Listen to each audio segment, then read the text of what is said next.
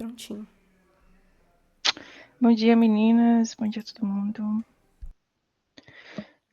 Bora começar hoje o capítulo 3, né? Instruções de controle de programa. Aqui só um sumáriozinho do que é, de que a gente vai ver. A gente vai ver um pouco de if, switch, for, while, do while, mas os laços, né? Mais focado nos laços desse capítulo. Ele discorre bem, inclusive, a questão dos laços. E ali mais pro final, o break and continue. Não sei se chegou a dar uma olhada, mas ele também fala bastante sobre isso aqui, coisa que a maioria dos livros não fala. Ele discorre muito bem sobre os conceitos de como usar o break, o continue. Achei bem interessante, a gente vai chegar lá. Vamos ver. Eu não vou chegar a ler tudo, tá? Só pra gente dar um embasamento mesmo, porque vocês não pegaram essa parte. Aqui ele fala um pouco sobre trabalhar uns caracteres de entrada do teclado, né? Falando sobre buffer, enfim. Deixa eu ver aqui.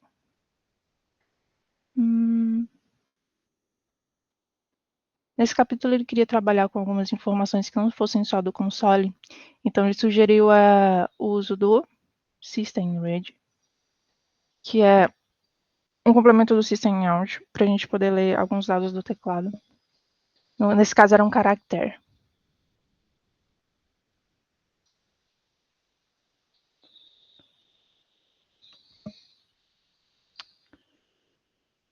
Aqui ele explica bem aqui o conceito. O método read, né, do system.in.read, espera até o usuário pressionar uma tecla e então retornar o resultado.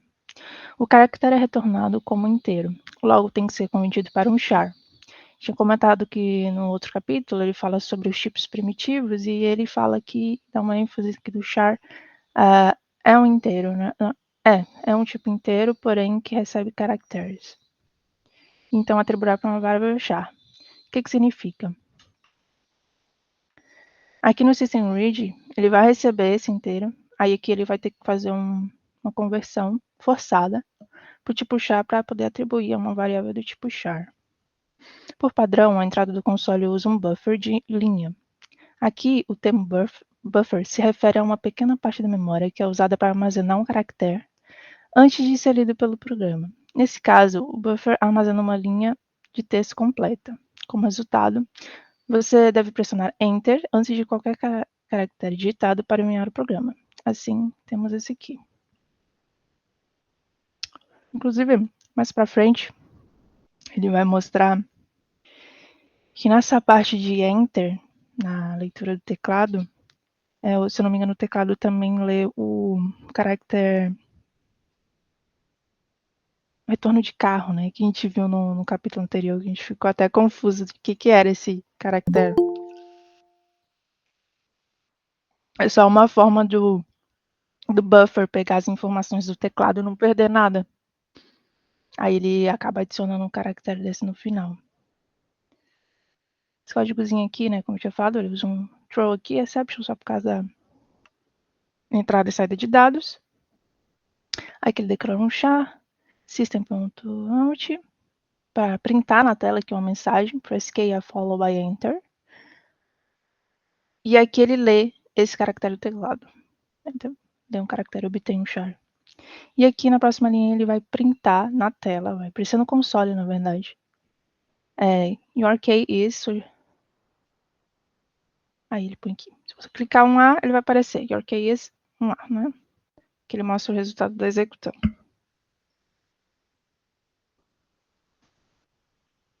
Aqui ele introduziu a questão da true, que acaba lançando por conta disso aqui, mas não se aprofunda nesse capítulo ainda, né? Vai ter um capítulo específico, provavelmente, para trabalhar com exceções, enfim.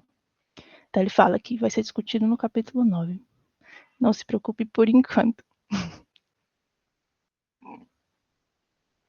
Deixa eu ver se ele faz sobre retorno Uma de dúvida. carteira. Pode falar.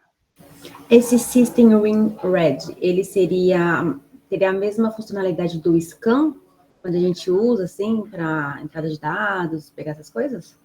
Teria mais ou menos o mesmo conceito. Tecnicamente sim. Eu, inclusive, eu até me perguntei por que ele não usou, né? Eu fiquei olhando assim, mas... Falei, releve. Aí eu fui testar e no caso do exemplo dele, funciona assim. Se você fosse para fazer com scan, não ia ser a mesma coisa aqui. É, que a diferença do scan é que ele pegaria ali uma string, né, completa, né? E esse daí é só para ler apenas um caractere, sabe? O Entendi. E eu acho que ele não utilizou porque ele deu a justificativa de que os applets, né, que é os pequenos programas, eles são usados bastante com interface gráfica, né? Não tanto com comando via console. Por isso que ele não aprofundou muito, assim. Mas geralmente, quando a gente está aprendendo a fazer programinhas assim iniciais, a gente acaba utilizando o console, né? Entendi. Ele até fala aqui, ó. Quando pressionamos o Enter, nesse caso aí do System 1, uma sequência de retorno de carro, alimentação de linha é inserida no fluxo. Além do caractere, né, que ele colocou. E a sequência de carro também é um caractere, né, que a gente viu, um caractere especial, que é a barrinha com um Rzinho.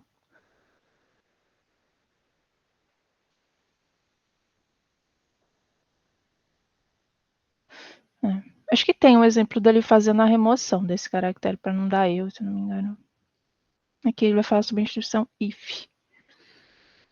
O if, né, como todo mundo já conhece, é uma instrução de condição, que verifica uma condição, então é o seu bloco de instruções, né?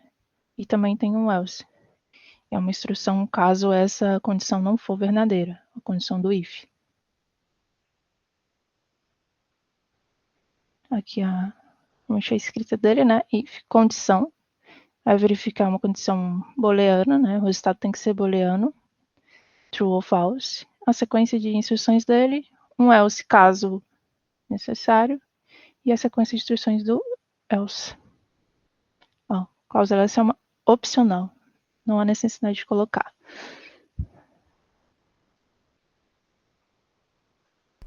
Geralmente a gente usa quando quer por padrão, assim, executar alguma outra coisa, né? O else.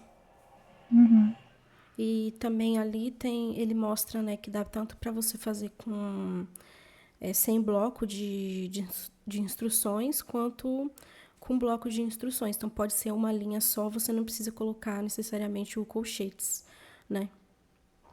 Quando é uma linha só. Não vou mentir que isso aqui me deixa agoniada. Então, eu ia falar isso, né? Geralmente não precisa, mas eu acabo colocando por convenção mesmo, já de tanto usar os colchetes, eu utilizo, deixo, sei lá, fica mais bonitinho de ler. Fica legível, né? Também porque se porventura você for adicionar mais uma linha aqui, você já tem o colchete ali e não precisa modificar depois. Eu gosto também de deixar o colchete. Aqui nesse caso, na if, char, igual a answer, ele botou só uma linha e não colocou os colchetes. Isso, é só uma instrução solo ali, né? Não tem um bloco. O else também dá, né? Desse jeito. Isso também. Você subiu um pouquinho o livro, na primeira que ele mostrou, aí, ó. Ele mostrou a instrução ali na frente sem colchetes. Então, seria só uma linha de instrução, né? Que também é opcional. Tanto o else quanto os colchetes aqui, nesse caso, né? Nesse exemplo.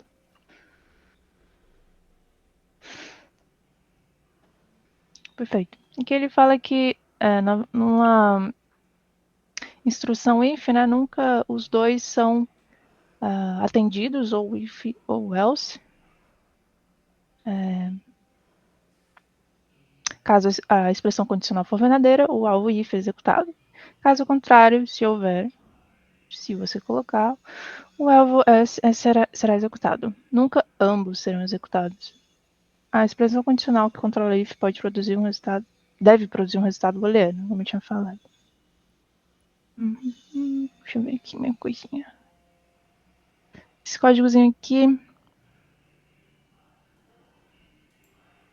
é um joguinho de adivinhação, né? Jogo de adivinhação de um computador utilizado simples que seria apropriado para crianças mais novas. Na primeira versão do jogo, no decorrer desse capítulo, ele vai dando uma complexidade maior para esse joguinho aqui, né? Mas essa primeira versão, o programa pede ao jogador uma entrada uma letra, né, de entrada de dados, de A a Z. E o jogador pressiona a letra correta do teclado, o programa exibirá a mensagem write. Ó. I'm thinking of a letter between A and Z. Can you guess it? Aí você coloca uma letra, aí ele fala write. Ou, no caso, ele não botou um else, então não aconteceria caso fosse errado, né?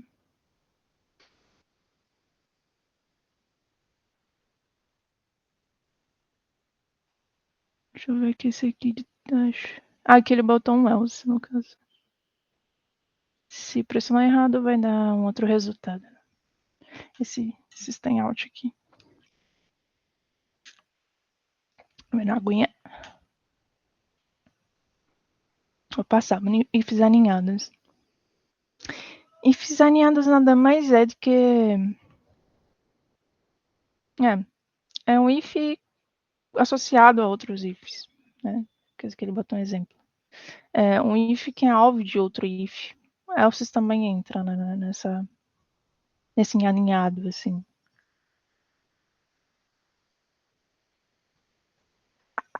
Deixa eu ver. Nesse caso aqui ele fez um if. E dentro do bloco de instruções do if, ele colocou um outro if. E mais um outro if. E um else que é referente a esse if. Esse else aqui, no caso, o próximo else que da linha de instruções, ele sempre se refere ao if mais próximo a ele. Ele até fala isso aqui.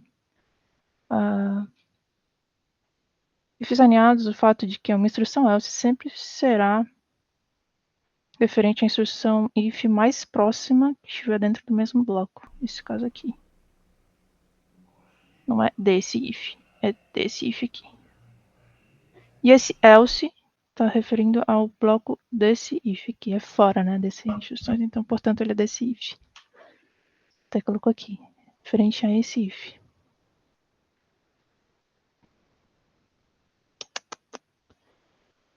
Deixa eu ver mais alguma coisa.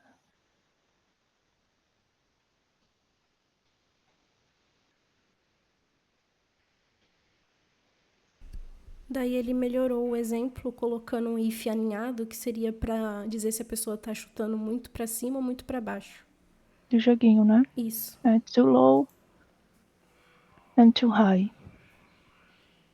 É feito. Mesma coisa do outro, né? String read.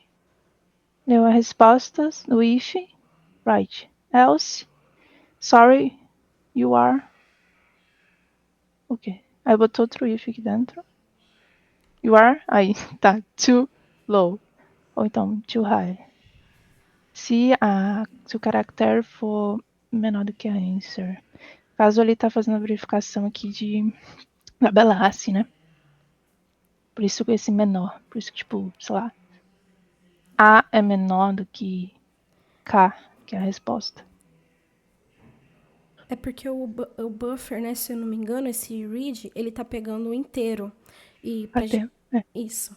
Por isso que ele tá fazendo que se for menor, né? Porque tá pegando... Ele tá lendo os caracteres como inteiros. Mas o caractere Charlie permite...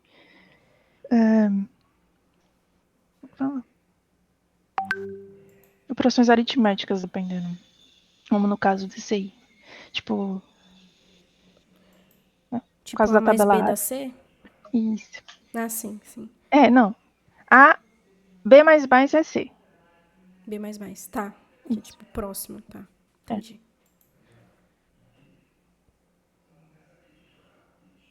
Se não me engano, ele traz um exemplo desse aqui, mas vamos ver. Esse aqui é os aninhados, né? A gente viu, um dentro do outro. Esse aqui é o SCADA if, else if. Esse aqui é para caso você queira mais instruções ifs, mas que todas estejam de uma forma atrelada, né? Tem a condição if. Aí eu preciso... Se esse caso não atender, eu tenho um outro caso, que é o else if. Eles estão interligados. Mas se esse caso também não atender, eu tenho um outro else if. Também estão interligados. Se fosse, por exemplo, if, aí que outro if, separadinho, outro if, seriam condições que todas seriam verificadas pelo programa. Isso aqui eu não quero, eu só quero que atenda às próximas verificações, faça as próximas verificações se a primeira não for atendida e assim por diante. Essa sequência também pode usar um else no final, né?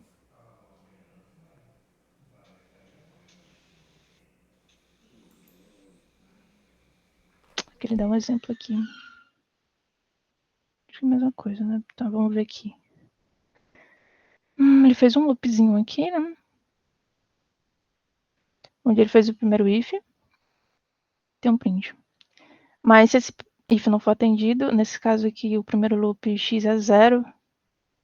Então vamos ver como é que vai ser a saída, né? É 0? Não. Então ele não vai atender isso aqui, né? Deixa eu ver. Se ele vai printar isso aqui. X is not between 1 and 4. Exatamente.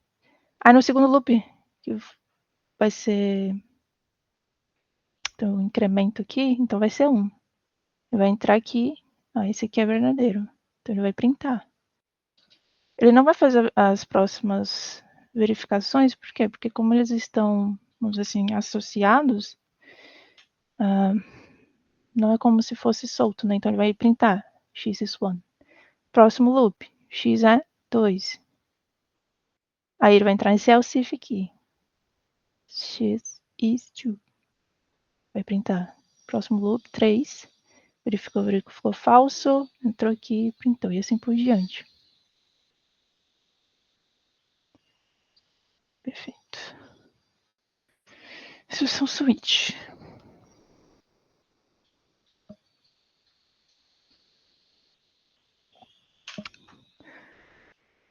Deixa eu ver. Ó, é uma instrução de seleção. A instrução switch fornece uma ramificação com vários caminhos. Logo, ela permite que o programa faça uma seleção entre várias alternativas, né? Os cases. Então, switch, expressão. Eu faço aqui as minhas alternativas. Case 1, case 2, enfim. Embora uma série de instruções if alinhadas possam executar testes com vários caminhos em várias situações, switch é uma abordagem mais eficiente. Funciona dessa forma: um valor de uma expressão é verificado sucessivamente em uma lista de constantes, que inclusive valores literais, né, que a gente viu no primeiro capítulo, eu acho. Ele fala de valores literais, que é exatamente isso aqui. Quando a sequência é encontrada, a sequência de instrução associada é uma ocorrência executada. Então ele pega uma expressão, então, por exemplo, isso aqui é mais usado para, ele fala, né, para variáveis, verificar variáveis e valores assim. Então, por exemplo, sei lá, verificando aqui que, sei lá, essa expressão é 10. As minhas constantes aqui tem que ser do valor literal do mesmo tipo da minha expressão. Ele vai dar um exemplo aqui, mas depois pra gente ver. Vocês anteriores ao Java, a expressão deve ser byte, short, int ou char ou uma enumeração. Ele também pode verificar uma string, um valor literal string, né? Tipo, sei lá, um nome aqui, switch nome, iCase nome 1, 2 e 3 com seus valores literais. Aí ele vai fazer a comparação. Perfeito aqui também, exemplo.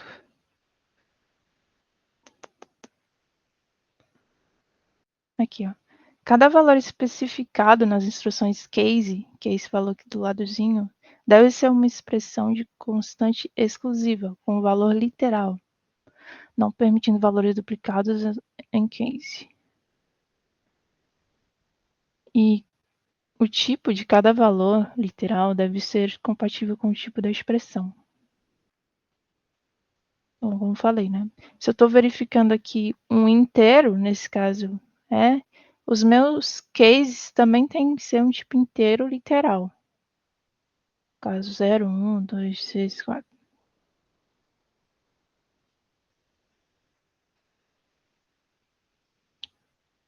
Ele fala do default, né?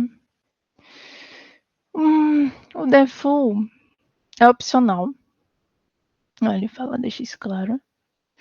Mas ele é executado quando nenhum outro case é... como assim? Nenhum outro case é Atendido, atendido. né? Isso. Se for opcional. Se não tiver presente, não ocorrerá nenhuma ação quando todas as comparações falharem. Então, tipo, ele pode verificar tudo, não encontrar nenhum e não ter um default e ele só vai sair. Mas se tiver, ele vai executar nesse caso.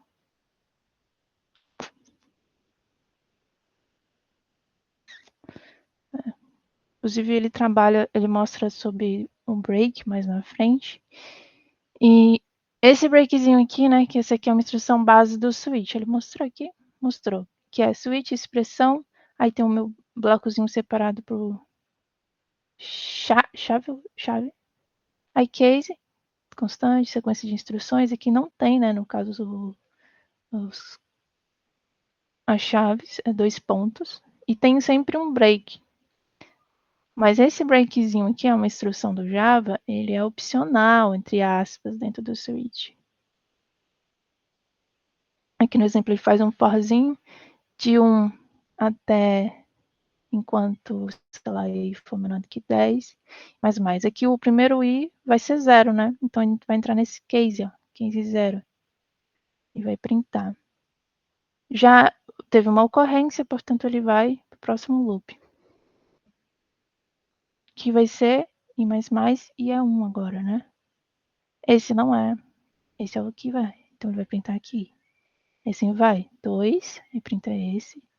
3, printa esse. 4, printa esse. 5. 5 não tem, né? Ele vai printar default. Que é exatamente a saída que ele mostrou aqui. E vai fazer isso até o final do loop, né?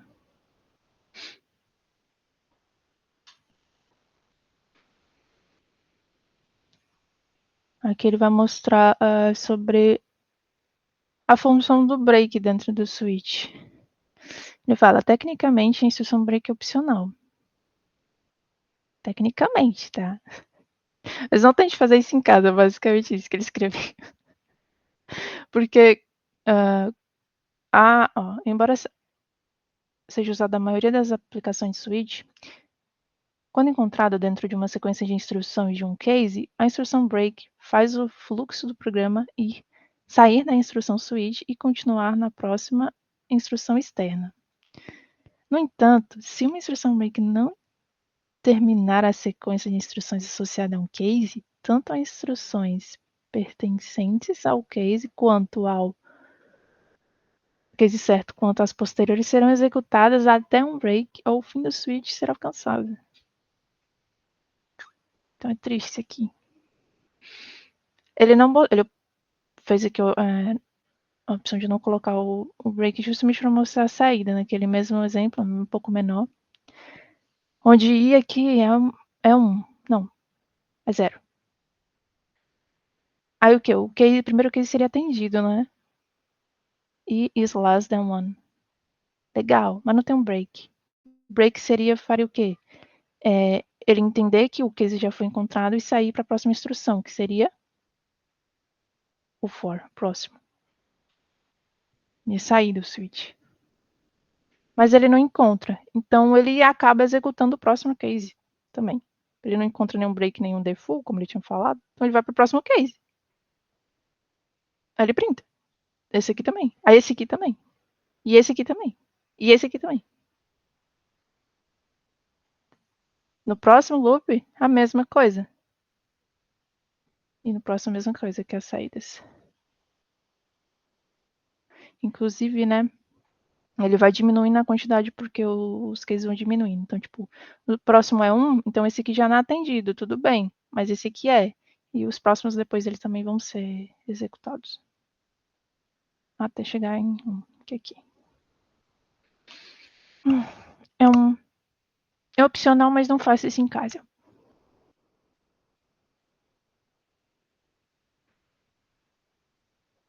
Aqui ele dá um exemplo de que você pode fazer com o switch também, que é eu quero que várias Como é que ele chama? Execução para processamento.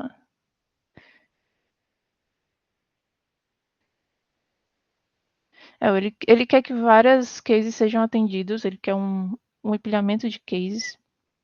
É como quando vários cases compartilham o mesmo código. Todos eles seriam a mesma coisa, vamos dizer assim, a mesma instrução. Então ele faz o empilhamento só colocando os 2 pontos, ele não tem o break. Ó. Mas no último caso, que seriam os mesmos códigos dos anteriores, que é system.out.println, e is 1 ou 2 or 3, aí ele dá um break. Então o 4 não seria executado nesse caso. Só se o case fosse 4. Então isso aqui chama empilhamento de case. E switch alinhado, né? Como a gente viu o if, a gente pode colocar um if dentro de outro, vamos botar assim. O switch também permite. Nesse caso eu boto um switch, verificando aqui provavelmente um char. Aí dentro do case A, ele colocou um system.out, também colocou outro switch. Aqui tá a chave switch com outra coisa e assim vai. Dentro desse A tem um A e B. Enfim. Lembrando que a execução de blocos alinhados assim é sempre é o mais interno para fora. Vai falar.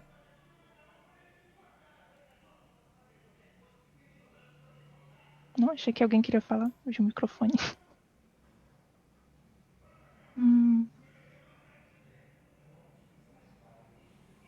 Esse que eu acho que das meninas botaram nos resumos, né? Esse tem Sim. isso. Uhum. Elas botaram o código todo? Deixa eu confirmar. É o tente isso 3.31. 3.1? Aham. Mas tá em imagem, então não dá pra gente copiar o código. Ah, esse mesmo aqui, né? Então. Não, é Oi, tipo Mari. dentro de um. De uma telinha preta. Acho que usou Deixa eu ver aqui algum programinha pra. se eu tenho. Ah, é mesmo. É uma print. É.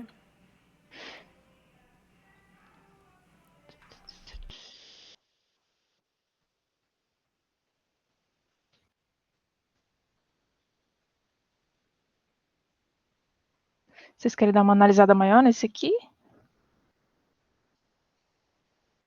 Esse aqui eu não cheguei a fazer, não.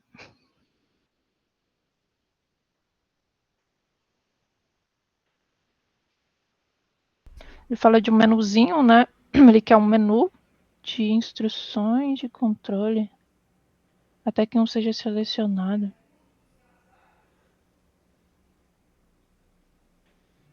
Deixa eu ver aqui. Como é que eu faço para Não dá pra copiar, né? apresentar outra coisa? Peraí. Eu acho que é esse aqui, né? Aí, tá apresentando. É aqui.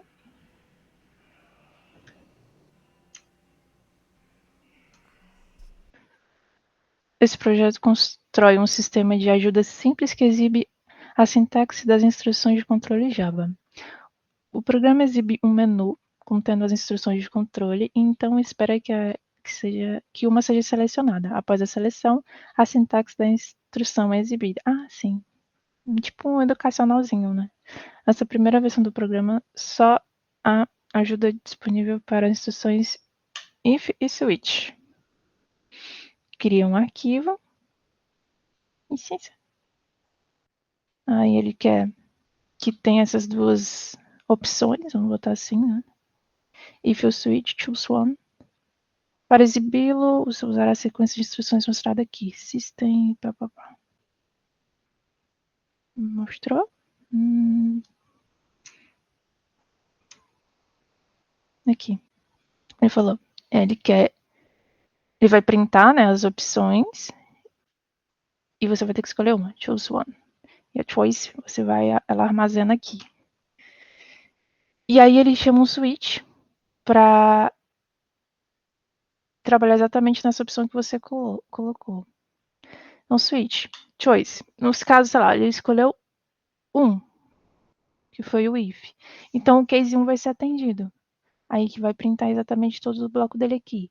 Que é, o objetivo dele é mostrar a sintaxe, né, da instrução. Aí, the if, pulou a linha. Não tenho resultado. If conditional statement, else statement.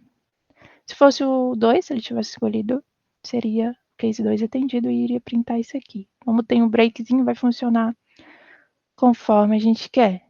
E se não fosse nenhum 2, iria para o default. Selection not found. A gente vai ver mais para frente no livro que ele fala de loops infinitos. É legal para brincar com isso aqui, né? De opções. Você coloca dentro do loop infinito e vai até chegar na opção que você quer. Deixa eu voltar a streamar aqui. O livro. Cadê, meu Deus?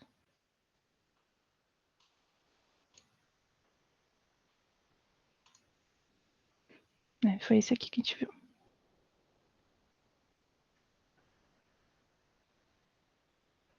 Aqui ele botou execução, né? E a pessoa escolheu, mostrou para a pessoa nas opções 1 ou 2. Escolha 1. Aí ele escolheu 1. Que foi o if. Aí o resultado desse é esse aqui. Laço for. Laço for. No primeiro capítulo, se não me engano, ele traz essas instruções assim mais base de linguagem, mas não fala muito sobre, né? Que basicamente o laço for essa instrução base, né? É o forzinho, palavra reservada for, abre parênteses, inicialização, que é a primeira parte do for, ponto vírgula, condição, ponto vírgula, interação, fecha, instrução. Da mesma forma do if, também é opcional colocar uma chave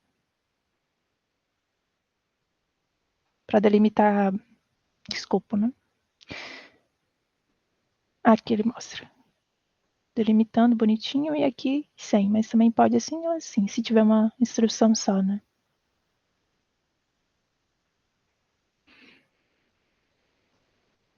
Nessa aqui, sob que condições eu devo usar uma escada if em vez de um switch ao codificar uma ramificação com vários caminhos? Em geral, use a escada if quando as condições que controlam o processo de seleção não dependem de um único valor. Por exemplo, considere a sequência if a seguir. Essa sequência não pode ser recodificada por um switch, porque todas as 3 condições envolvem variáveis diferentes e tipos diferentes. Exatamente, né? Se fosse um case, eu teria que trabalhar, por exemplo, esse x. Mas nesse caso aqui, no if, else, if, cada if está trabalhando uma forma diferente. Então, nesse primeiro ele quer que essa condição seja atendida, mas se não, ele já está verificando um y. Mas se não, já está verificando uma variável booleana. Isso aqui é mais flexível para usar o if, else, if, é o que ele diz, do que o switch, que só seria a verificação de uma variável, por exemplo.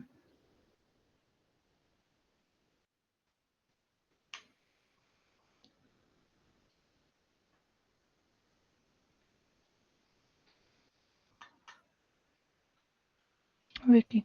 Geralmente, aqui ele está falando de cada parte, né, dentro do for em si, que é a inicialização, a condição e a iteração. A inicialização é uma instrução de atribuição que configura o valor inicial da variável de controle do laço, que é aquela que a gente normalmente vai determinar como a gente quer iterar no loop, né? A condição é uma expressão booleana, que determina se o laço será ou não repetido. E a iteração define o valor segundo o qual a variável de controle mudará sempre que o laço for repetido, que a gente tinha falado. Então, primeiro a inicialização, ele inicializou o num aqui. Ele declarou fora, mas inicializou aqui como sendo 1.0. A minha condição é none ser menor do que 100. Isso que é double, né? Por isso está esse zerozinho. E a minha interação é um não mais mais. Que é, esse aqui é como se fosse não igual a não mais 1, né? Esse root, ele está fazendo cálculo de raiz quadrada, se eu não me engano, né? Raiz quadrada de 1, se eu não me engano, que ele faz aqui. E printa. Raiz quadrada de 1 é um valorzinho. Calcula o erro de arredondamento. E vai para o próximo loop. Onde, se eu não me engano, é 2, né? O próximo.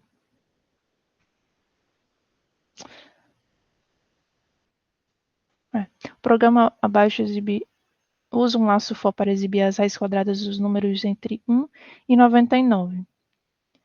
Tá aqui na condição. Vai fazer executar isso aqui até o 99. Porque se fosse não menor ou igual, seria até o 100, né?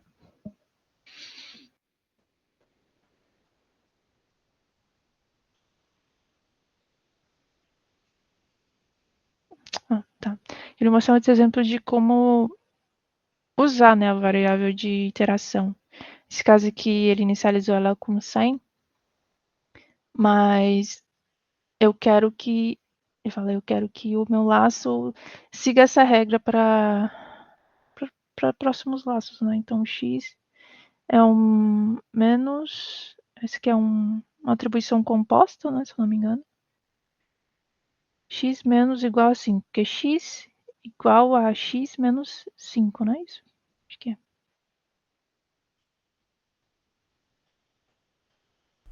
É isso mesmo. Ele decrementa, né?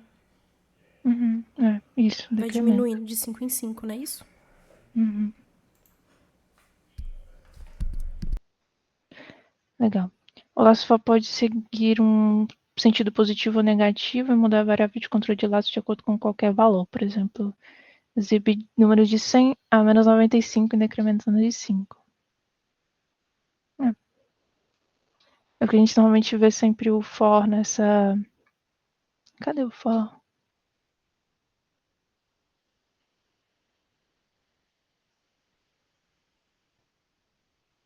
Numa parte básica é sempre um incremento, né? Mas pode ser um decremento também, sem problema nenhum. Podia ser uma expressão com decremento, uma expressão com incremento.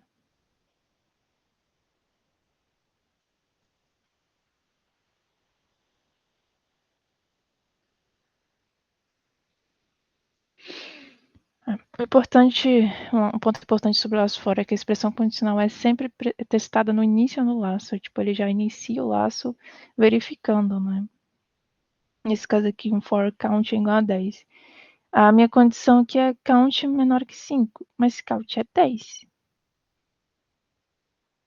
Ele já vai verificar logo no início. Então ele não vai nem executar esse for. Como ele tinha falado aqui. O código dentro do laço não pode ser executado se a condição for falsa. Nesse caso aqui é um falso.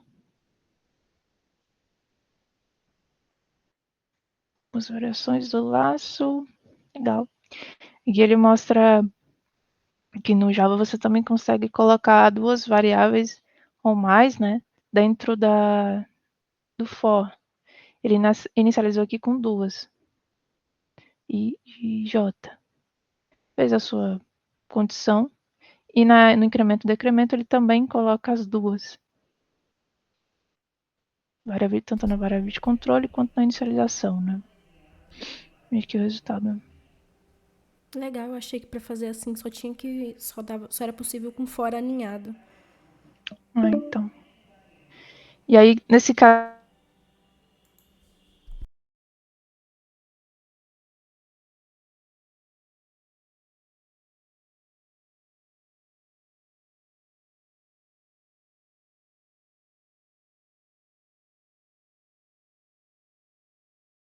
Os dois são, né, variáveis de controle, então é separado por vírgula e não por ponto e vírgula. Acho que isso aqui é bom para tipo, não sei, talvez fazer cálculo, mostrar tipo potência, se eu não me engano, ele tem um exemplo de como fazer potência com isso aqui para mostrar os resultados, mas de uma forma mais eficiente, né? É que ele fala. Vírgulas separam as duas instruções de inicialização e as duas expressões de iteração, como eu tinha falado. Quando o laço começa, tanto I quanto J são inicializados, sempre que o laço repete I é incrementado, nesse caso, e J é decrementada, nesse caso que ele está falando.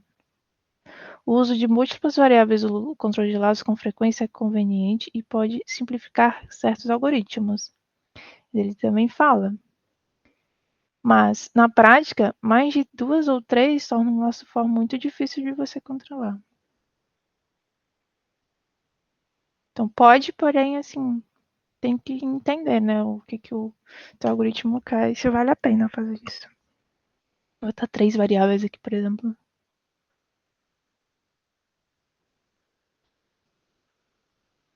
A condição que controla o laço for pode ser qualquer expressão booleana válida, né? No caso, que o resultado seja true ou false.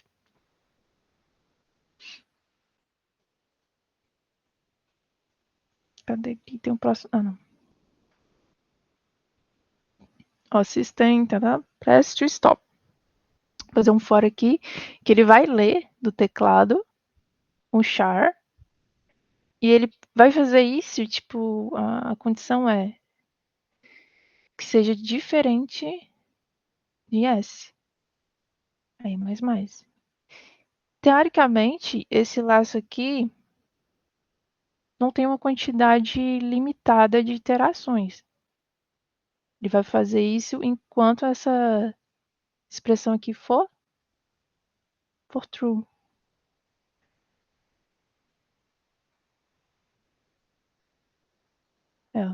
Esse laço vai ser executado até o usuário digitar a letra S. Então, se ele nunca digitar, esse laço vai continuar. Porque mesmo com as variáveis aqui de controle, ela não me diz muita coisa, porque eu não estou trabalhando a minha condição sobre essa variável.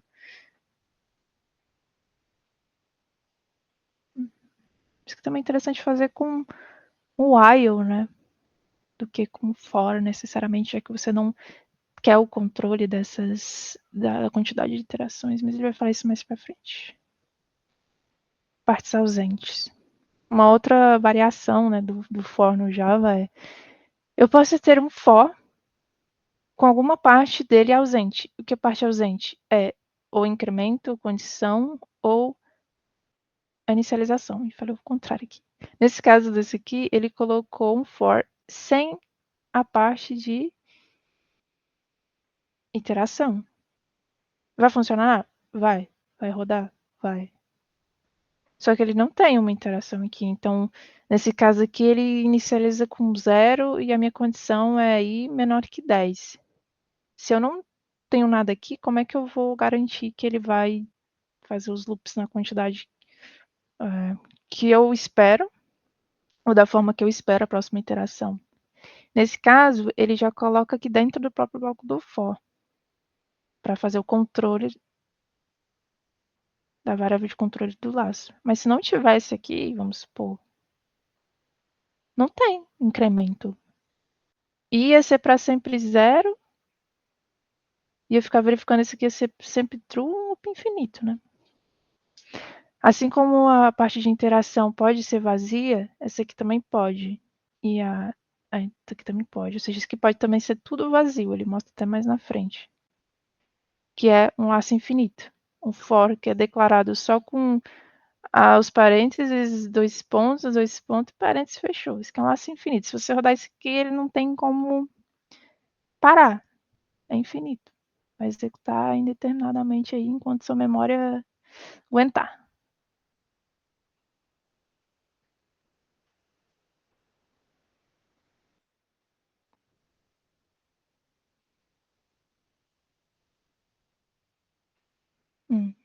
Que ele mostra uma outra forma. Também tem gente que faz, né?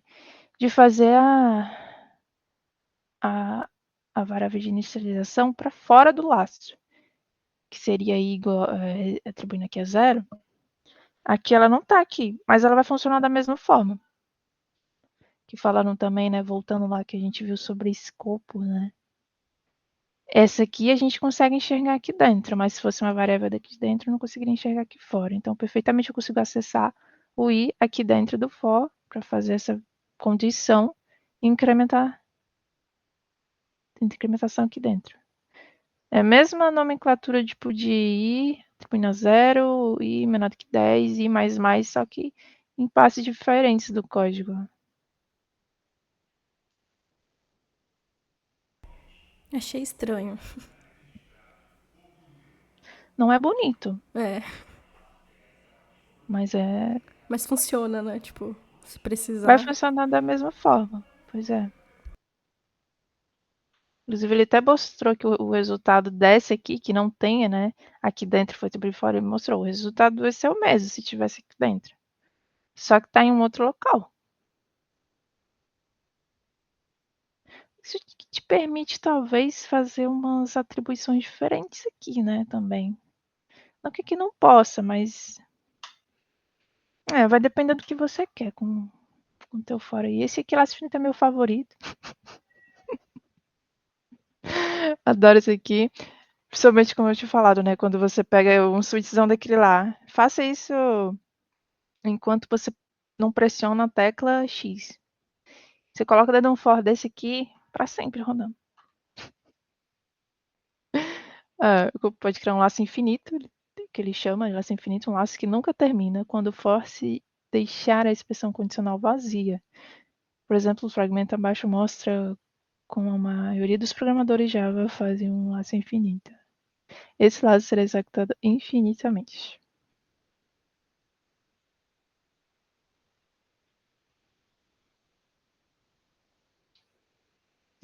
E laço sem corpo. Laço sem corpo. Da mesma forma como a gente tem o for com uma instrução onde não precisa das chaves, existe o for onde não tem corpo, não tem instrução. Então ele termina com ponto e vírgula. É literalmente só um for declarado com sua inicialização, condição, iteração, ponto e vírgula. Isso que eu não conhecia, eu confesso. Esse daí serve pra, tipo, quando você não quer fazer a cada iteração, não quer fazer nada, né? Uhum. Aí ele só vai mostrar a soma quando terminar de fazer as iterações, não vai ficar mostrando a cada iteração a soma. Sim, esse exemplo que ele deu ficou muito bom, né? Esse exemplo que ele deu aqui, porque ele executou um for sobre um somatório, né? Que ele quer aqui. E na interação é o somatório que ele deseja. No final, ele só quer esse valorzinho aqui. Ele não quer nenhuma instrução dentro do for, ele só quer que execute sobre esse somatório. Que vai ser sum mais igual, esse aqui é uma atribuição composta, e mais. Muito bom nessa instrução, inclusive. Um corpo associado a um laço for ou qualquer outro laço pode estar vazio. Isso ocorre porque uma instrução nula é sintaticamente válida. Laços sem corpos costumam ser úteis. O programa abaixo faz uma soma, vou somar os números de 1 a 5 no relatório. Ele explica essa instrução aqui? Acho que não, né? É uma atribuição composta, tipo, acho que aqui seria sum igual, né, atribuído, né? Sum mais i mais. É isso? Acho que é isso.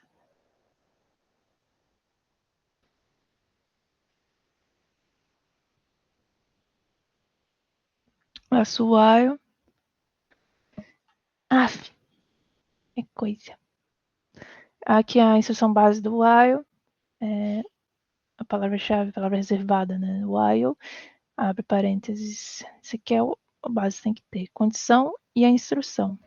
Mesma forma do for e do if, enfim, determinando um escopo, uma sequência de instruções, ele pode ou não ter a chave declarada, se for uma instrução sem chave.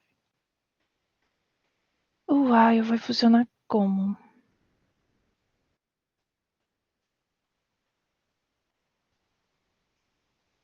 Ela se repete enquanto a condição for verdadeira.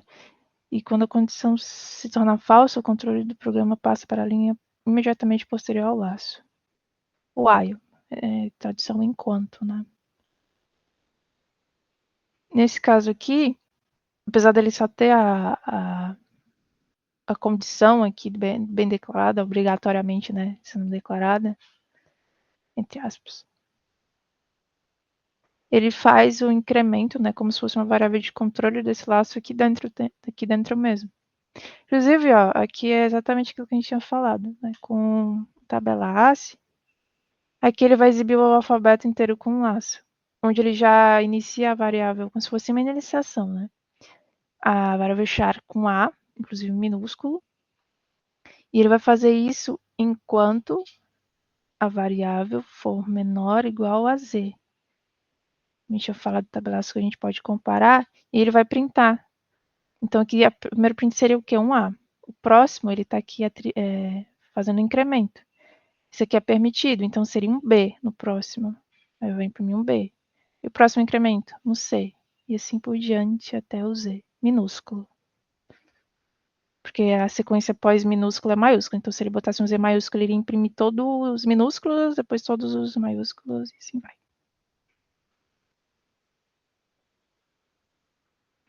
No exemplo, C é inicializada com A, cada passagem pelo loop CH é exibida, então incrementada. Esse processo continua até ser maior do que Z.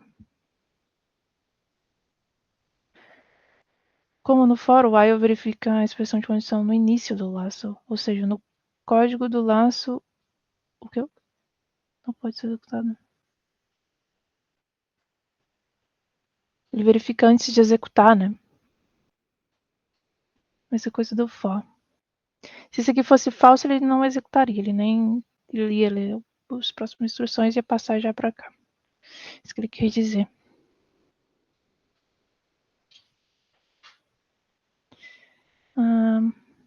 Se aqui ele calcula potências de 2. Um for dentro de um while, que legal. Ele mostra, também pode. Meninas, essa sala aqui ela vai fechar porque eu não tenho Meet infinito. Aí eu vou abrir uma outra sala pra gente continuar, pode ser? Eu vou abrir no Tá bom, agora que eu vi a hora também.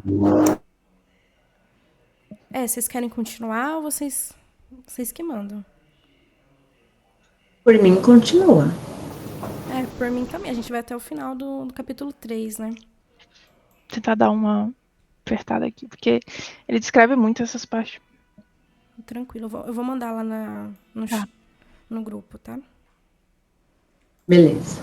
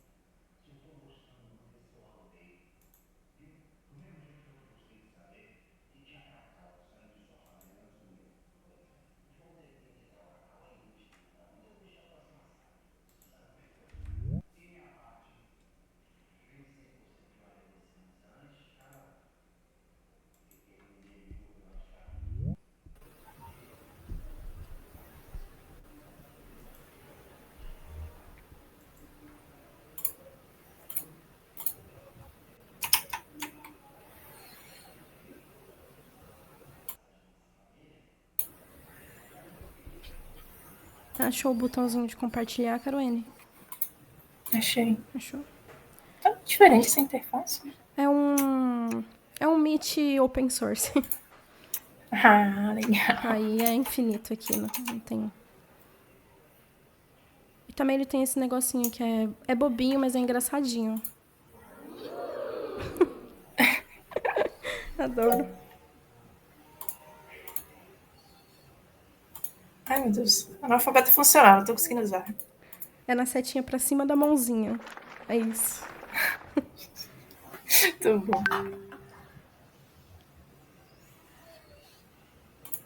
Deixa eu dar uma olhada aqui enquanto tem. O while, se não me engano, do while ainda falta o código. Já tá no break aqui. Continua pro próximo. Aí acaba. Falta pouquinho.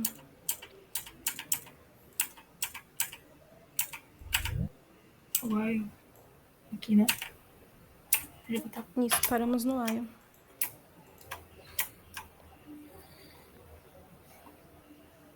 Aqui tá o código de potência de 2.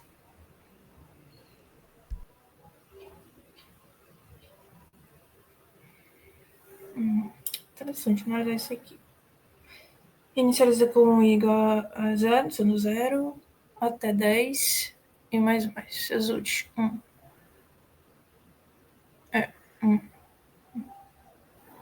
Enquanto for maior do que 0.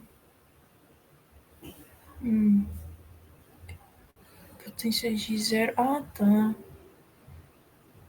Então ele printa as potências de 0 primeiro. Esse código aqui. Não vai printar, né? No caso. Result. Como é que é a saída?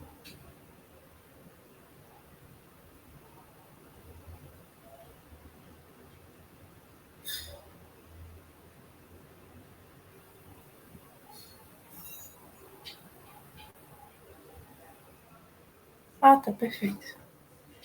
Esse system out está dentro do for, né? Dentro do bloco do for, e aí quando ele sai desse while, ele já tem o resultado, né? Para o resultado da potência.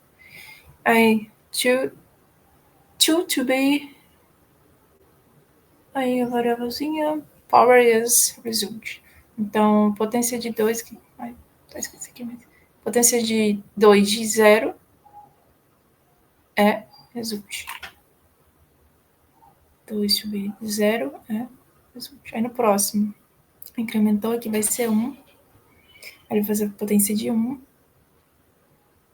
Potência de 1 é 2. No próximo, enfim, no próximo for, que vai ser 3. Aí ele vai fazer aqui, enquanto for, então, de 3, assim por diante. De todos os valores, é de 0 a 9, né?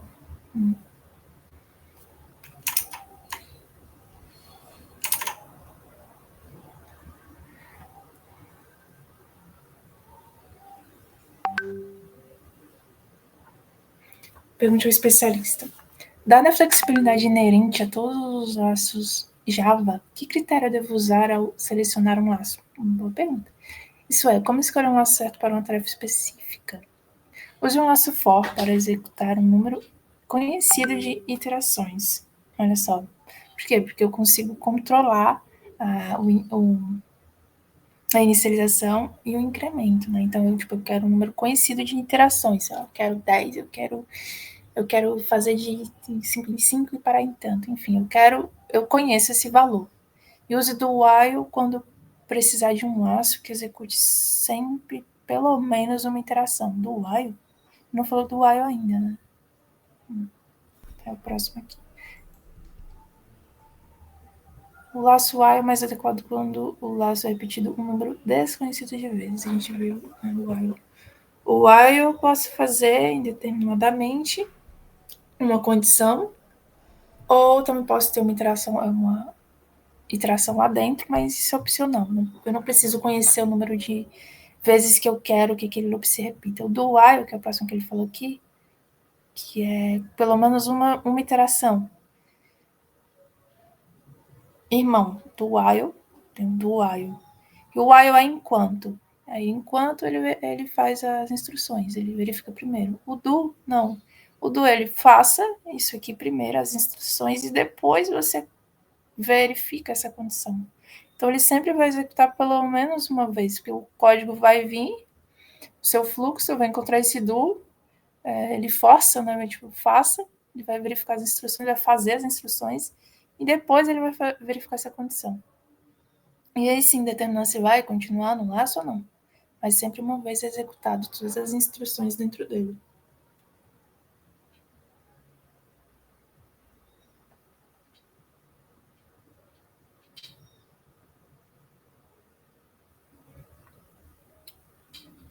De novo, né? Embora as chaves não sejam necessárias quando há apenas uma instrução presente, elas são usadas com frequência para melhorar a legibilidade de uma estrutura do while, né? Se não tivesse, seria do, instrução, while, tudo junto. Fica esquisito. Evitando assim confusão com o while. O do while é executado enquanto a expressão condicional for verdadeira, né? Mesma forma do while e do for, que precisa ser true para ele continuar. Se for false, ele sai da instrução.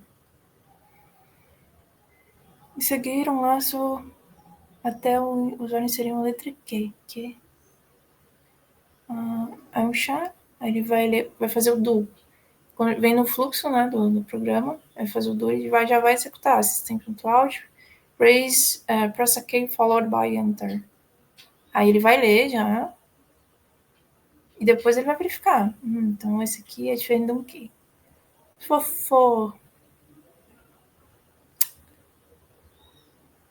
Ok, peraí, confundi.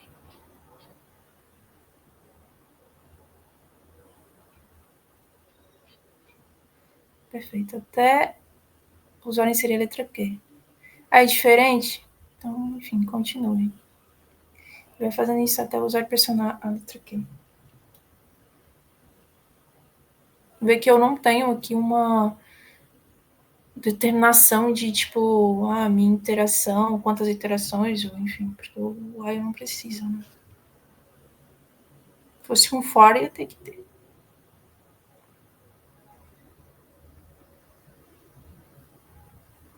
O programinha de adivinhação que ele continuou usou o do while para melhorar. Vamos ver. Legal, ele colocou dentro do while para, tipo, sempre executar enquanto a pessoa não acertar a resposta da adivinha. Então, faça. Ele já vai mandar aqui. Estou pensando na letra entre A e Z.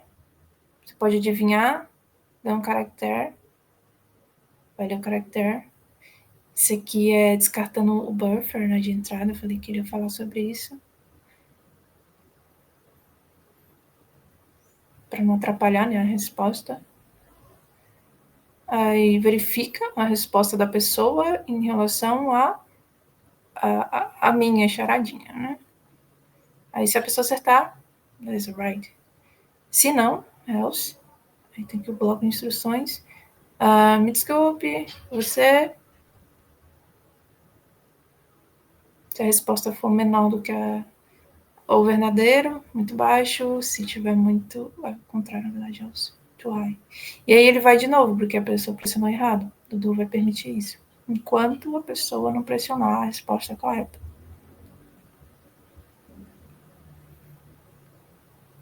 Mostrou o resultado aqui. A resposta é um K, né? K maiúsculo ainda. A pessoa botou um gás de A. Tá muito baixo. Tenta de novo. Aí o loop executa de novo. Tentou um Z, não era também. Aí tentou o K, beleza, acertou.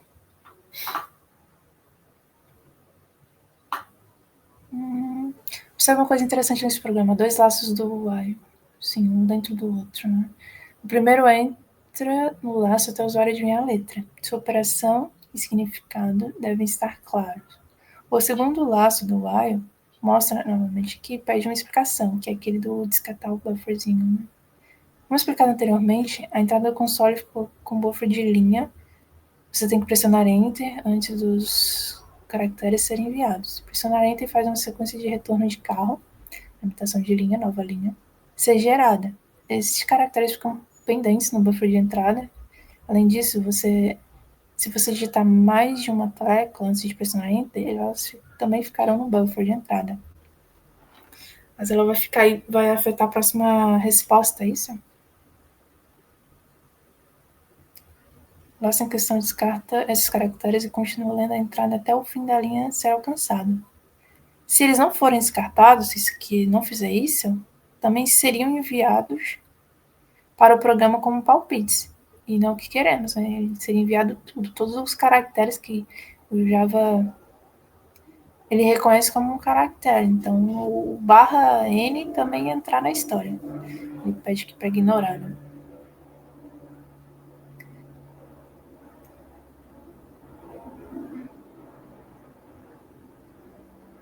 Fala que o capítulo 10 ele vai trabalhar sobre o I/O. Esse código aqui, acho que as meninas também fizeram, né? Deixa eu ver. Esse aqui é o 3.2. Nossa, deixa eu ver. Tente isso, 3.2. Melhor sistema de Java.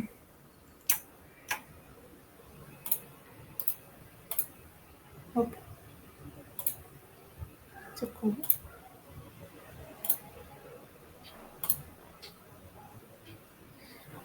Tente isso, 3.2. Melhor sistema de Java. Tá compartilhando agora? Tá sim. Cadê? Mais um programinha daquele anterior, do 3.1, né? Que é é como se fosse um menu,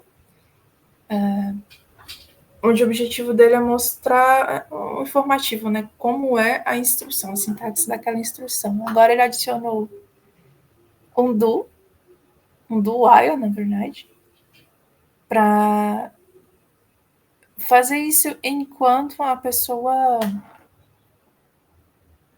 vamos dizer assim, é meio que para traçar um limite, né? Um erro. Só tem que colocar uma opção.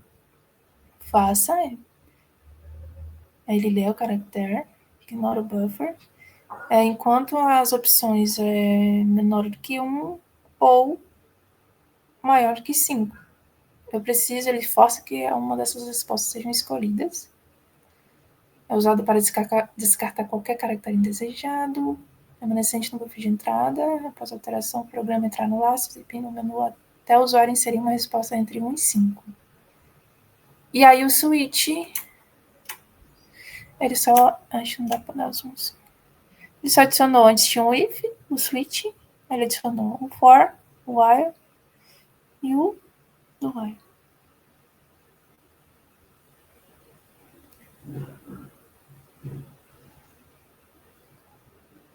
Olha só, observe que não há uma instrução default, né, de fato, presente na versão desse switch, já que o laço do menu assegura que uma resposta válida seja inserida. Não é mais necessário incluir uma instrução default para o tratamento da escolha inválida.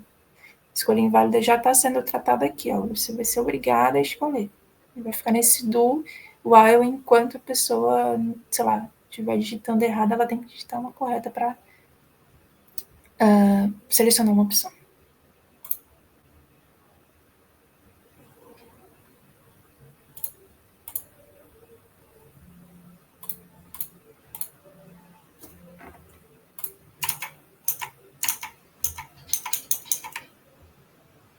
Que é esse carinha aqui que a gente viu. Break para sair de um laço. A gente viu o break no switch, né? Onde ele é opcional. E agora a gente vai ver o break tipo solto, né? A gente pode colocar ele como uma instrução dentro de um if, dentro de um for. É possível forçar a saída imediata de um laço, ignorando o código restante de seu corpo e o teste condicional, com o uso da instrução break. Falei, a gente pode estar no for e colocar esse break para ele sair. Enfim. Quando a instrução break é encontrada dentro de um laço, este é encerrado e o controle do programa é retornando na instrução posterior ao laço. Posterior ao laço, vamos lá. Int aqui, não, é 100, executa, enquanto i for menor do que não, vai começar com 0, não é 100, mais. If, 0 vezes 0, break. Se essa condição que for atendida desse if, onde i vezes i maior ou igual a none, for true, então ele vai ler esse break aqui. Nesse caso, ele lendo esse break, ele vai sair do laço for. Desse laço que ele está no momento. Então, ele não vai executar esse system out, por exemplo. Ele vai pro próximo. O laço, encerra o laço se... Isso aqui. Que deu falso, né? Ele continuou até o laço completo.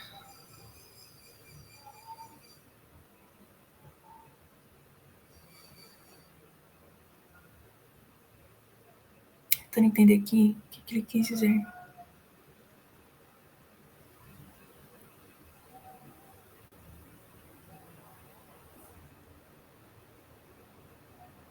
Entendi. É assim.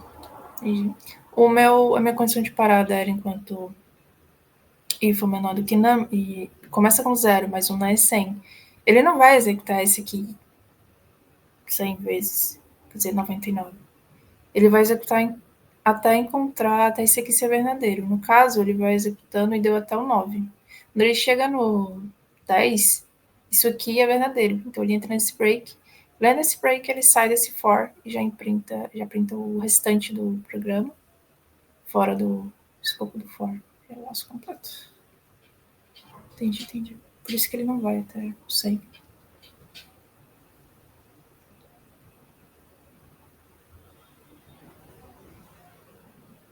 Como você pode ver, embora o laço tenha sido planejado para ir do 0 a none, que é 100, a instrução break encerra prematuramente quando i ao quadrado é maior ou igual a none. Quase foi o 10. 10 vezes 10, no caso.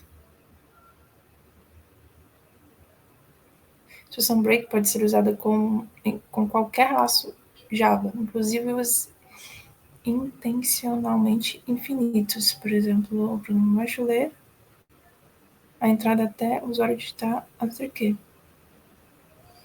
Um laço infinito, como eu tinha falado, você pode usar isso aqui para fazer leituras infinitas até você encontrar esse break. A pessoa digitou um Q, então ele vai dar um break e vai sair desse loop infinito. Uma forma de você controlar isso também. Uso do break.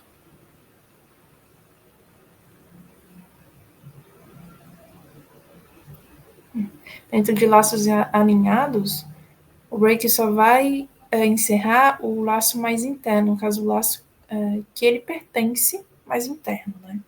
Então, tipo, tem um for declarado, aqui tá o escopo do for, vai até aqui, se eu não me engano. E dentro desse for tem um while, tem o escopo daqui até aqui. Mas dentro desse while tem um if. Mas ele só vai encerrar esse while aqui, ele não vai encerrar o for inteiro. Isso.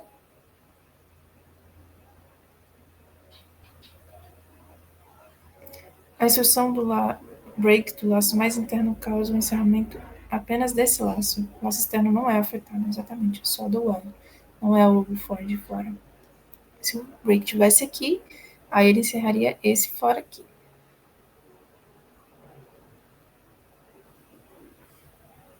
Forma de go-to.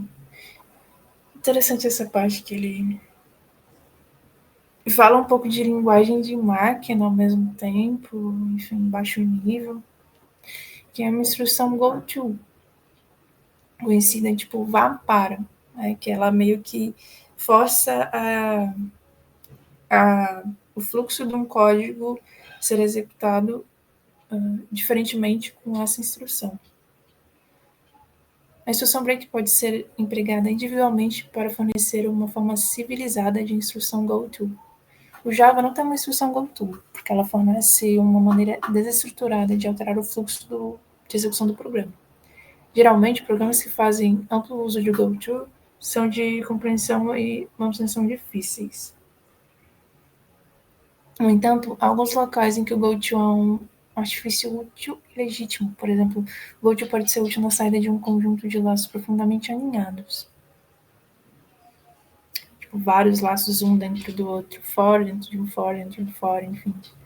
Para tratar essas situações, o Java define uma forma expandida de instrução break.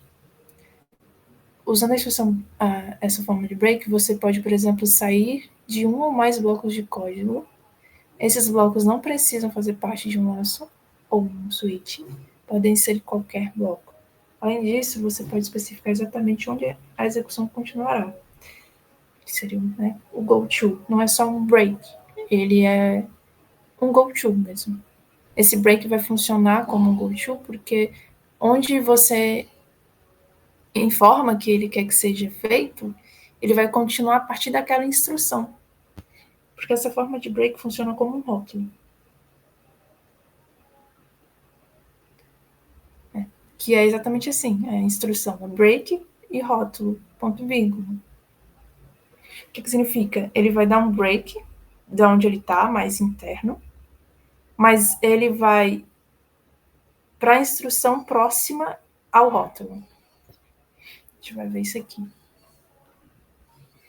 Rótulo é um nome que identifica um bloco de código.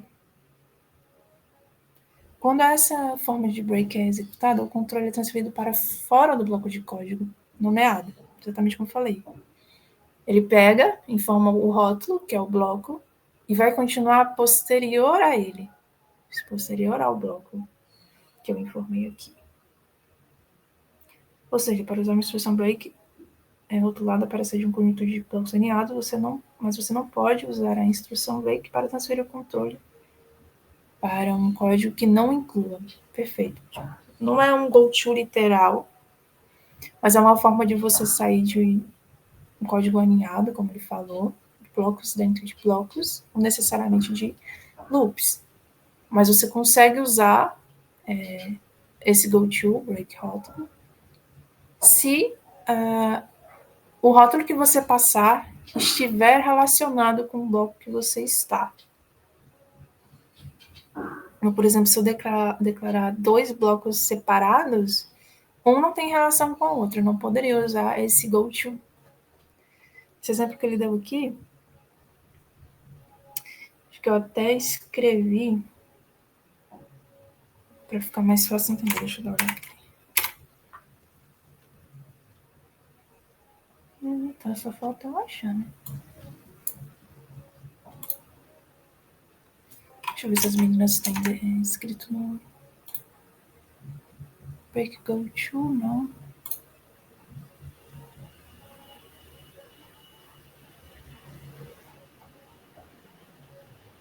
Aqui. Cadê?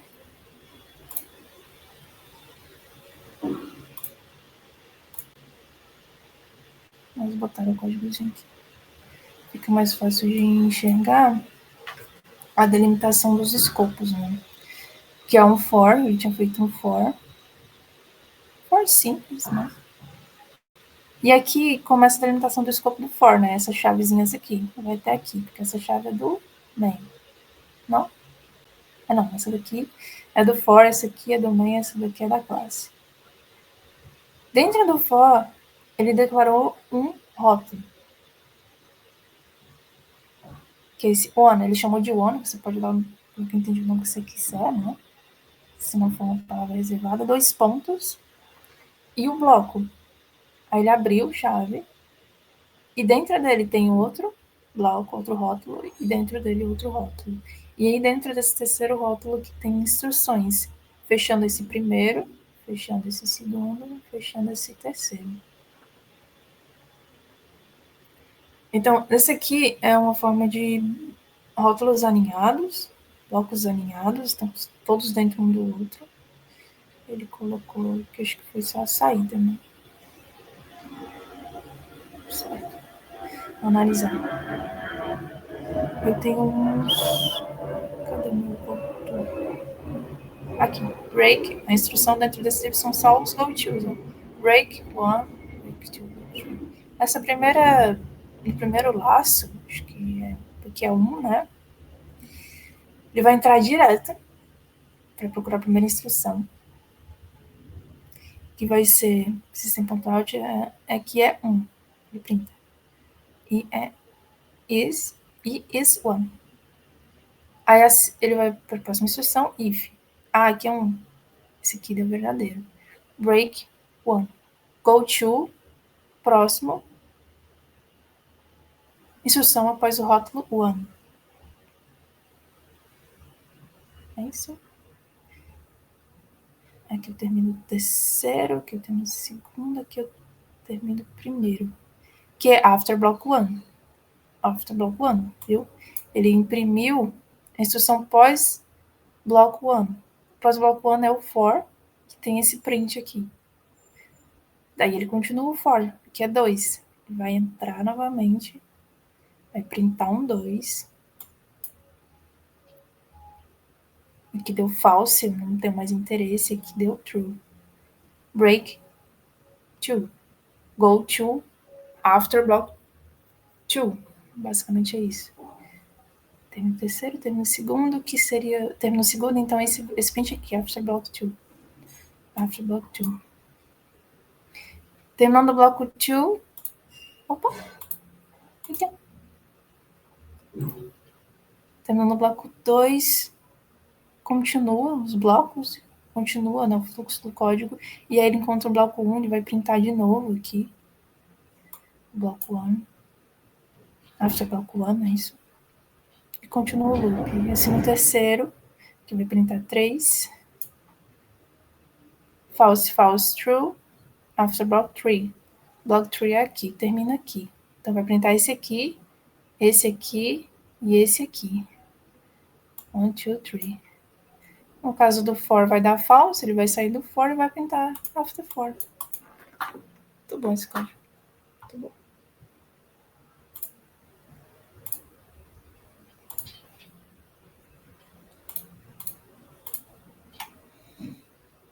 Aqui. Saídas.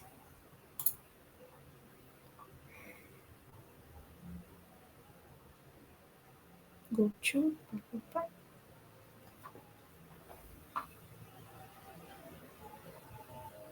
Que ele vai explicando, né, o que é, por que a saída é essa, né?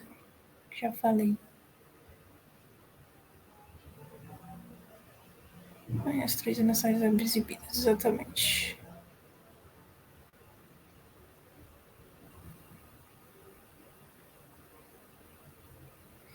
A visão que será usada para saltar fora de uma série de laços fora alinhados. Quando a instrução break do laço interno é executada, o controle do programa salta para o fim do bloco definido pelo for, as for externo, que foi isolado como done. Ele criou um rótulo aqui na sintaxe, né? Botou o nome, done, 2 pontos, nesse caso ele não botou chaves. Não tem. Aí dentro desse rótulo ele botou um for, que a gente já tá vendo código aninhado de rótulos e laço, então nesse caso aqui um goto funcionaria, né? Isso que ele quis dizer. A primeira instrução que ele vê é essa, e if, caso ele vai executar esse aqui, se eu não me engano, até caso seja igual a 5. Deu verdadeiro, break done. Go to after block done, né? Então, esse aqui não vai ser executado, porque está dentro do segundo for, esse aqui dentro do primeiro, e aí eu imprimo até o 5, que é o K, e aí depois o bloco 1, né, que é quando termina o done. Continua o fluxo do programa. Foi aqui. O importante é o local exato onde o rótulo é inserido, principalmente no trabalho com laços. Mais exemplos, né?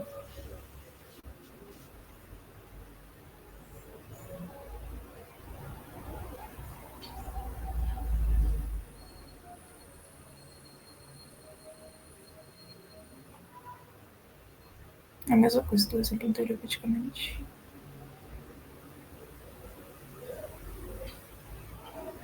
Peraí. Quando ele quis dizer em relação a go to, né? É que, tipo, eu não poderia colocar, sei lá, é que eu tô dentro do escopo do stop, né, do rótulo. E aqui embaixo tem outro no fluxo do programa, isso aqui tá separado. Eu não poderia colocar, tipo, break stop to.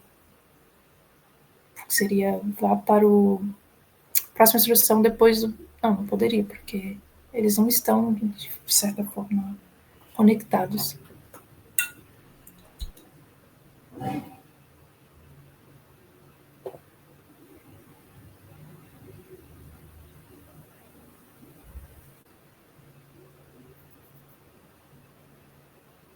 Aqui que ele quis dizer. Declarou um rótulo, um for aqui dentro e tal.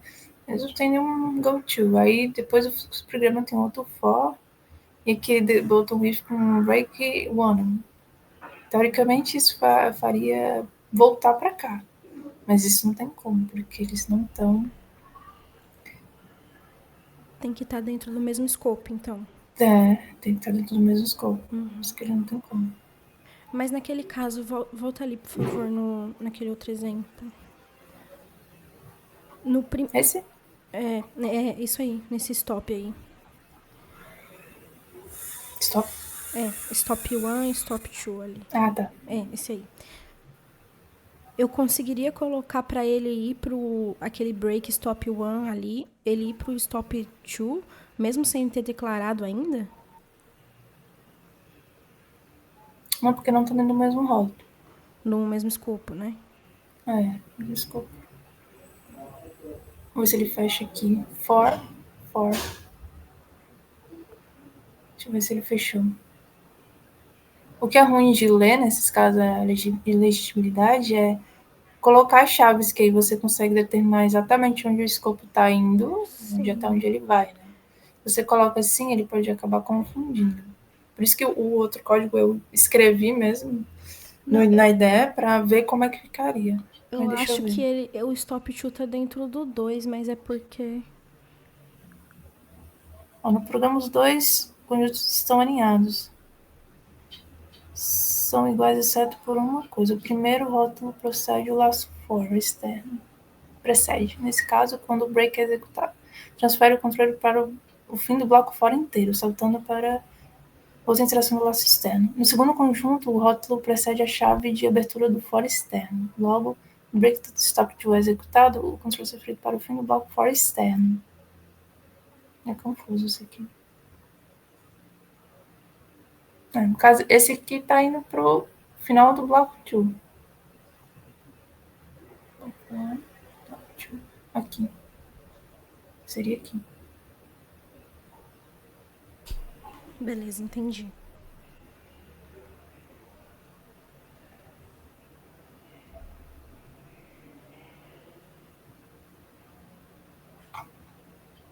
Eles não estão interligados, não.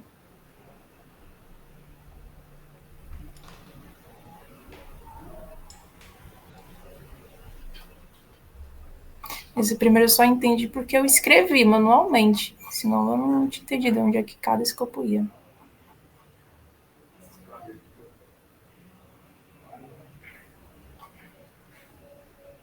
Ele falou do outro, né? Esse aqui não daria porque tem escopo separado. Você disse que o go-to é desestruturado e que o break com rótulo fornece uma alternativa melhor. Mas convenhamos, usar break com rótulo pode resultar na remoção de muitas linhas de código e nível de alinhamento por break. Também não desestrutura o código? A resposta rápida seria sim. No entanto, nos casos em que a mudança drástica de fluxo do programa é necessária, usar o break como um rótulo ainda mantém alguma estrutura. A GoTo não tem nenhuma. É muito específico, né? Usar esse rótulo. Não é algo que você usa toda hora. Não tinha visto exemplo assim antes e não conhecia o GoTo antes do livro. Então, eu nunca vi nenhum livro que fale sobre break dessa forma. Um GoTo. Porque ele é muito usado também, né?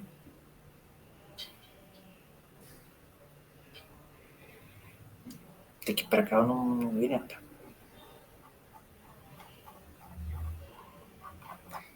Aparentemente ele melhorou o código, né? Da ajudinha. O continue, diferente do break, é possível forçar uma interação antecipada de um laço, ignorando sua estrutura de controle normal. Isso é feito com o uso do continue. A instrução continue força a ocorrência da próxima iteração do laço. Ele força o laço ir para o próximo na iteração. E qualquer código existente entre ela e a expressão condicional que controla o laço é ignorado. Logo, o contínuo é basicamente complemento do break. Por exemplo, o programa seguiu o uso contínuo para exibir números de 0 a 100. Cadê o contínuo? Aqui é o for, né? Começou com 0. If módulo, né? De um contínuo. Aí ele força ir para o próximo. Se for outro, né? Força para o próximo, para 2. E não iria printar esse aqui de baixo.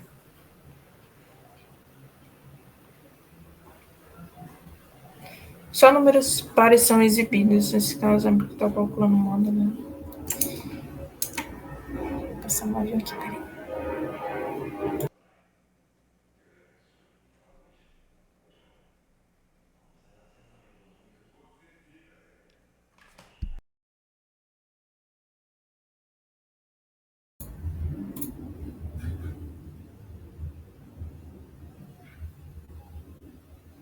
Porque o número ímpar faria o laço iterar antecipadamente, ignorando a chamada de print. Se for ímpar, ele só passa, né? Ele não brinca. Em laços do while, a interação contínua faria o controle ir diretamente para a expressão condicional. E então continuar o processo de execução do laço. No caso do for, a expressão de interação no laço é avaliada. A expressão condicional é executada e o laço continua.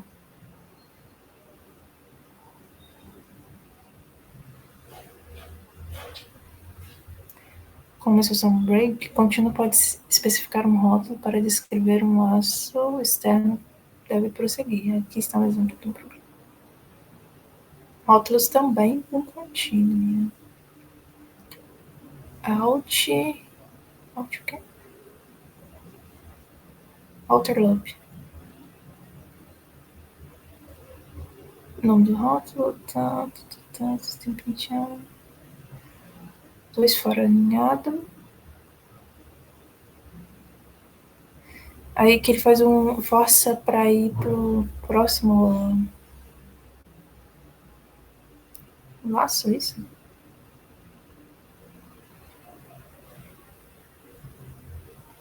Print, outer loop, pass 1, inner.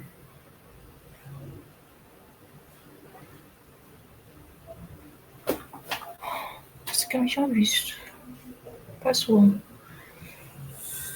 Inner loop. Inner loop. Ah, tá. E aqui vai pra cá. Executou aqui.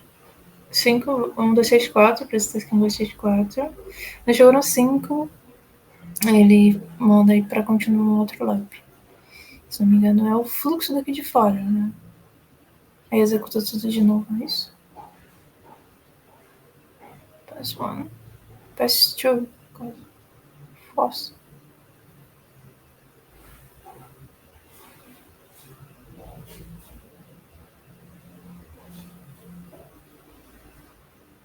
Próximo for assim todos, só que sempre vai ser 1, 2, 3, 4, né? Por conta do continue aqui.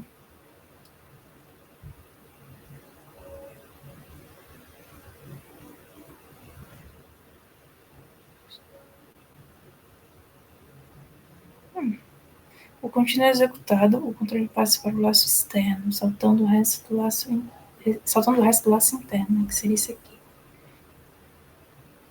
Os usos são raros, uma das ações da linguagem Java é fornecer um risco conjunto de instruções de laço que atende a maioria das aplicações. No entanto, as circunstâncias especiais em que a interação antecipada é necessária, a instrução contínua fornece uma maneira estruturada de executarmos. É difícil, né, ver esses usos assim, contínuo, e principalmente, na verdade, nem só contínuo, contínuo com rótulo.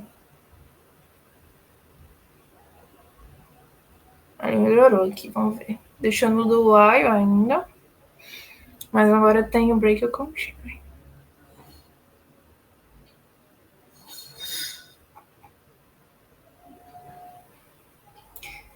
Mesma coisa, ignorou. Agora eu botou um if. Se a opção pegou aqui, dá um break. To quit. Ele botou num laço infinito agora tudo, tanto o menu quanto o switch. Significa que você poderia executar isso aqui várias vezes, você poderia ver várias instruções, né, do switch. Mas se você apertar um Q, ele vai sair do loop. Vai dar um break. A pessoa seleciona a opção, não é um Q, pá, verifica tudo. Agora ele mostra um break continue, mesma coisa. Só ficou maiorzinho, mais completo. Aqui tem a execução do break. Aqui não dá. Tipo, sei lá, quando tem aquela opção, para sair do programa, pressione aqui. Aí, ele sai. Nossos alinhados. Mas a gente já viu isso também. Exemplos anteriores, o laço pode ser alinhado dentro de um outro. O laço alinhado pode ser usado para resolver grandes problemas de variedade de problemas de programação. Tá. Portanto, antes de encerrarmos o tópico de interação Java, examinando mais um exemplo de laço alinhado. O programa a seguir usa um laço alinhado para encontrar os fatores dos números de 2 a 100. Né, que eu tinha falado, é bom para calcular, tipo, os resultados como, tipo, ele tinha feito potência, fatores, ou até tabuada, para printar a tabuada, enfim. E que usa muito for alinhado para matrizes, né? Arrays, né? Para percorrer arrays ou para achar o menor número ou maior número também, né? Utiliza for. É um dos jeitos, né, de fazer o algoritmo. Então, é mais usado nesses casos. É mais usado do que, sei lá, o rótulo de breaks. Praticamente, esse aqui é bastante visto, né? O for dentro de um for. Fatores de... Aqui vai ser 2. Aí ele vai entrar nesse for e vai executar aqui, no caso, felizmente aí, nenhum. No 3, 4, enfim. Para cada interação do for de fora, ele vai executar todas as interações daqui, do for de dentro, né? Até que essas condições sejam atendidas, né? Mas assim, do J menor que I. Esse aqui é o final do capítulo já. Teste do capítulo, teste. Os exemplozinhos, né? Uns exercícios, né, para fixar.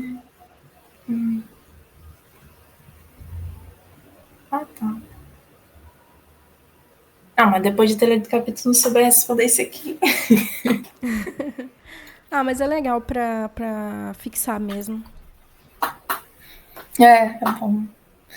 Mostre a forma geral de escalada if-else. If, como eu tinha falado, né? Da diferença de ser um if, embaixo de um if, embaixo de um if. Esse aqui são interligados, né? Dado o código que if. Aqui if, o último else está associado. Aqui if. Esse else é de quem? Desse if de dentro. Do dono. Isso. Ele nem dá a resposta, né? Eu acho que tem no final, né? Do livro. Não tenho certeza. Sim. Mas realmente é o de dentro.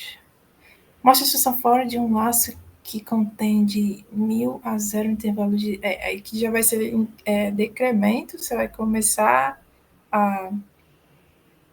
Como é que chama?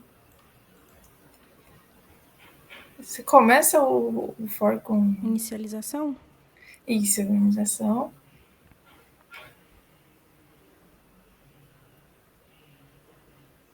Na condição de até 0, né? E intervalo de decremento de 2, né? E printando, basicamente, eu acho. Acho que é isso. O fragmento a seguir é válido.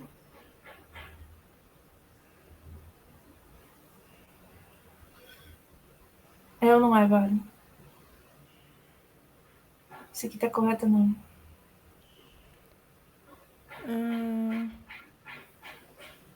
É que essas variáveis aí, elas não foram declaradas, né?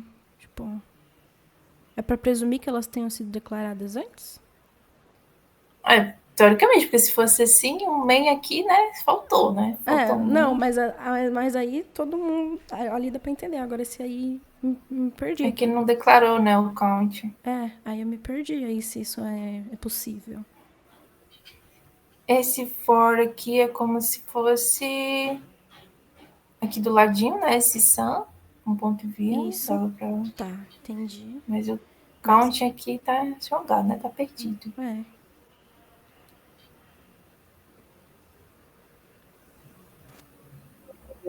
Count. Isso aqui executaria. Agora isso aqui, não sense. Acho que não. Break de duas formas. Break no if, break com rótulo. Pronto.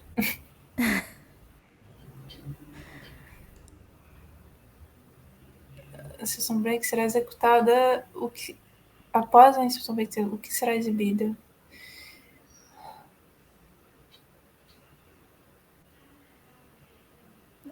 Acho que esse after while aí. Eu também acho que esse after while vai ser exibido.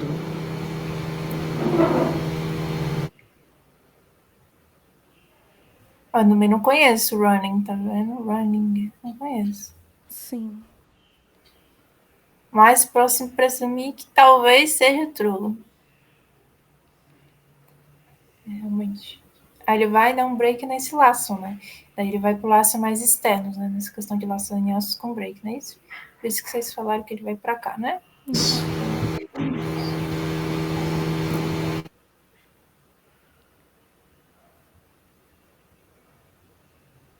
Que o fragmento abaixo exibe print 0 mais espaço. Oxi.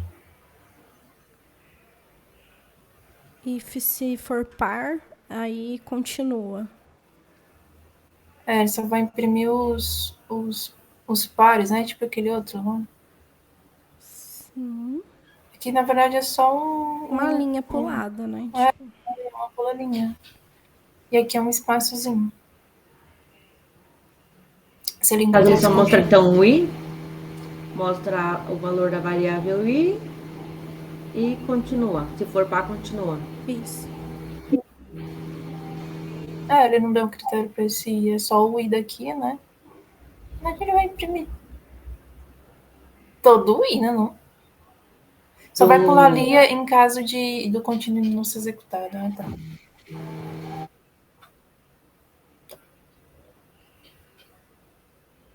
Nem sempre a expressão de iteração de um laço for necessita alterar a variável de controle de laço segundo um valor fixo. Em vez disso, a variável de controle pode mudar de algumas maneiras arbitrárias. Usando esse conceito, escreva um programa que usa um laço for para exibir a progressão. A gente tinha falado, né, no exemplo do for que ele colocou um somatório, né, na variável de controle. Aquela de composição que você falou? Isso. Tá, lembro. Ao invés disso, a variável de controle pode mudar de maneira arbitrária. Exatamente isso. Use esse conceito, escreva um programa que exiba... para gerar e exibir a progressão aritmética, amigo.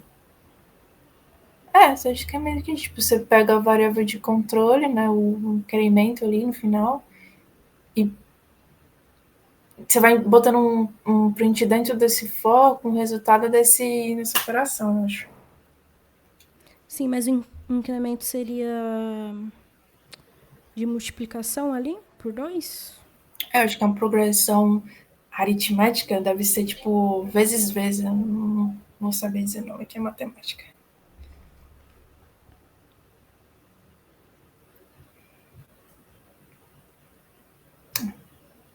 As letras minúsculas no ACE ficam separadas das maiúsculas por um intervalo de 32, né? Como tinha que falar. Acabou as menores e iniciam as maiores, ao contrário, uma coisa assim. Logo, para converter uma minúscula em maiúscula, temos de subtrair 32. Exato. Então é subtraída, é antes. Então é como se fosse, sei lá, A menos 32. Eu vou pro A maiúsculo. Usa essa informação para escrever um programa que leia caracteres do teclado. Ele deve converter todas as letras maiúsculas em minúsculas em maiúsculas. E todas as... isso aí mesmo. É como fazer uma operação matemática, né, em cima do char que você está lendo, com 32 ainda. Porque vai ser o contrário dela, vamos dizer assim, a continuação da tabela assim. E vai de A até Z, e A até Z maiúsculo.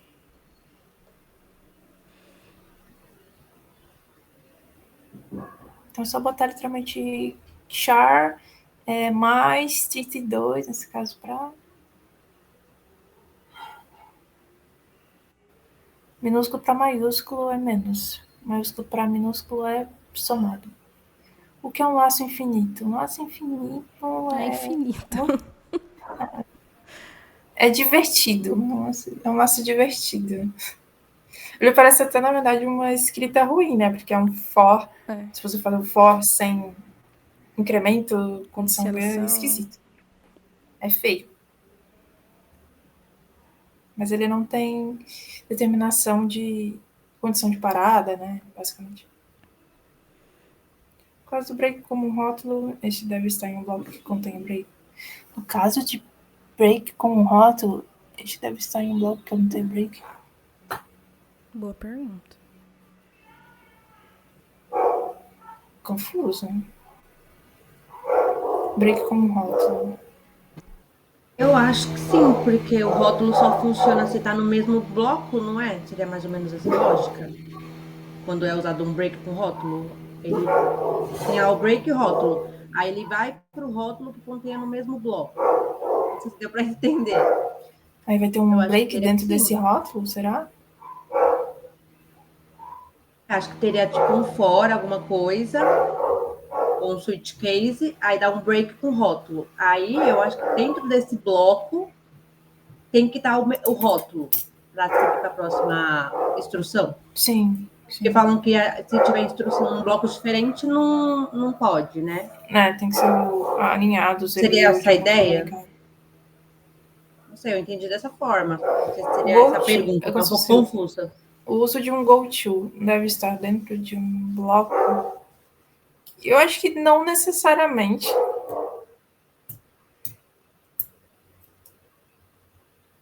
É o famoso depende, né?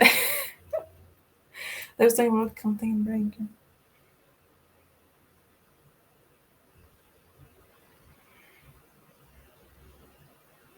Confusa essa pergunta, pode interpretar várias formas. Então, tipo, é como se eu quisesse dizer que um go-to é um bloco que contém um break? Sim, é um break com um rótulo. Para usar ele, é um break.